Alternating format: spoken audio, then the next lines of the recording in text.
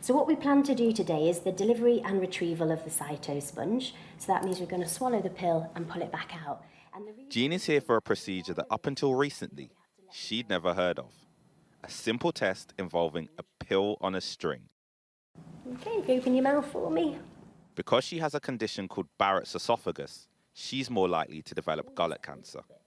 The old test was an endoscopy, which she used to find invasive and uncomfortable. Just look at this. This is only going to take half an hour, and you're back home. Lovely. So if you just breathe through your nose, nice and relaxed, I'm going to pull the sponge out. Well done. After 7 minutes, the pill is pulled out of the patient's stomach, where it's expanded into a spongy shape, providing a collection of cells to be sent off for testing. Here in Calderdale and Huddersfield, that's part of a push to integrate new technology into care, helping the Trust meet a number of cancer targets. So when I take the x-ray, I'm going to call out for a nice big breath in. Another innovation introduced here is the use of artificial intelligence to assess chest x-rays.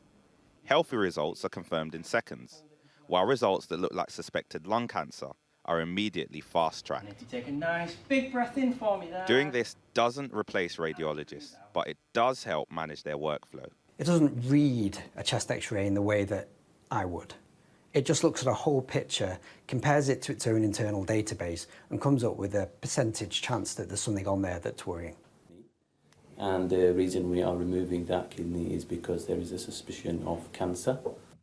One person who is meant to benefit from this cyber approach to cancer care was Bob, who is preparing for keyhole kidney surgery, done using a robot. You know, at one time they did it in an open gallery with everybody watching, didn't even put people to sleep. It's incredible how things have advanced. It really is.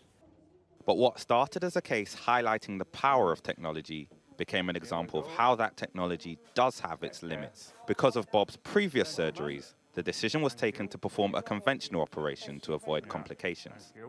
Later that day, we did see the robot used to remove a cyst. Instead of surgeon and scalpel, this was man and machine. Controlled from the other side of the room, 3 robotic arms pushed and probed. Because this is a largely non-invasive procedure, recovery times are shorter, freeing up hospital beds and resources. Okay. We've just seen the surgical robot in action in an incredibly intricate procedure, but actually, one of the main things we learned today is that even as technology advances, there is no substitute for human judgment and human decisions. In a healthcare system struggling, this hospital has shown embracing the rise of the robot can help provide some solutions.